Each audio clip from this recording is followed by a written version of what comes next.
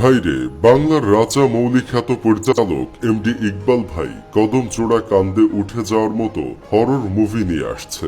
যে মুভির পোস্টার দেখেই কিছু মানুষের ভয়ে কলিজা বের হয়ে আসছিল, আর এখন ট্রেলার দেখে মানুষের কদম জোড়া কান্দে উঠে গেছে। তাহলে একবার চিন্তা করে দেখেন, পুরো সিনেমা দেখলে দেশের কত মানুষ হার্ট অ্যাটাক করবে। বাংলার রাজা মৌলি খ্যাত পরিচালক এমডি ইকবালই আমাদের দেশের একমাত্র পরিচালক যিনি সিনেমা বানিয়ে গর্ভবতী হয়েছেন। শুধু বাংলাদেশে না, বলিউড হলিউডেও এমন কোনো পরিচালক নাই যারা সিনেমা তৈরি করে গর্ভবতী হয়েছেন। এখন আপনারা বুঝতেই পারছেন তিনি কতটা ইউনিক আর পরিশ্রমী একজন পরিচালক। তিনি একবার বলেছিলেন, ডেড বডি ছবির মেকিং যদি খারাপ হয় তাহলে আমি আর সিনেমাই বানাবো না। আমার দেখা অন্যতম আত্মবিশ্বাসী মানুষ হলেন তিনি। যারা কোনো কিছুতে আত্মবিশ্বাস পান না, আত্মবিশ্বাস পাওয়ার জন্য সোলেমান সুখনের ভিডিও দেখেন, তাদের জন্য অনুপ্রেরণার আরেক নাম হতে পারে বাংলার রাজা মৌলি এমডি ইকবাল স্যার। তাকে দেখে আপনি অনেক কিছুই শিখতে পারবেন।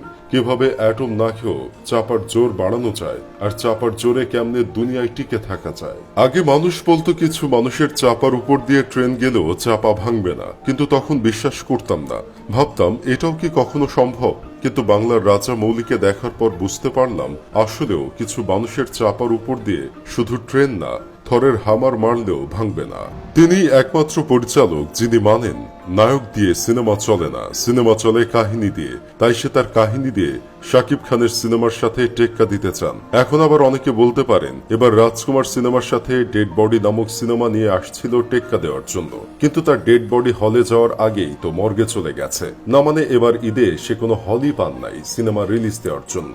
দেখেন ভাই, বাংলার রাজা মৌলি কখনো ভয় পায় না। এবার না হয় তিনি হল পান নাই, পরের বার দেখবেন তার সিনেমায় বাংলাদেশের প্রতিটা সিনেমা হল দখল করে নিছে, অন্য কারো সিনেমা হল পাচ্ছে না। ডেড বডি সিনেমায় ওটিটি কিং শ্যামল মাওলার মতো অভিনেতা অভিনয় করেছে বলে অনেকে বলতেছে তার কেন শুধু শুধু রাজা মৌলির সিনেমায় আসতে হলো, সে তো ওটিটিতেই ভালো ছিল। এখানে এসে আরো নিজের লুকের বাইরে বা পাকিস্তান করে নিয়ে গেছে। দেখেন ভাই, ঈদের আগে তো সবার একটু টাকার প্রয়োজন থাকে। শ্যামল মাওলারও হয়তো টাকার প্রয়োজন ছিল, তাই সে এখানে এসে টয়লেটে একটু হাগু করে দিয়ে গেছে। আবার এমনও হতে পারে সে হয়তো গল্প পড়ে এসেছে, কিন্তু ফাইনাল রেজাল্টে ভিএফএক্স দিয়ে যে তাকে আলিফ লাইলার জিন বানাই দিবে সেটা সে ভাবতে পারে নাই। জানি এখন অনেকেই বলবেন আলিফ লাইলার জিন আর ঠাকুমার ঝুলির জিনও এর চেয়ে ভালো ছিল।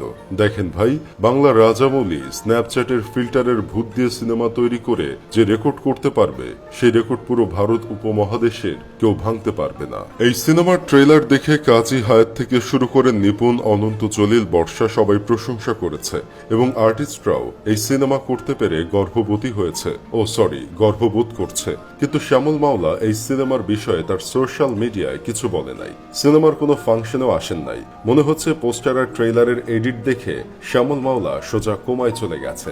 যাই হোক, শেষমেশ আমি গোলাম হোসেন একটা কাজের কথা কই। ট্রেলার হচ্ছে সিনেমার লিভার, আর পোস্টার হইল সিনেমার কিডনি। কিন্তু এখন দেখি এই সিনেমার লিভার আর কিডনি কিছুই ঠিক নাই।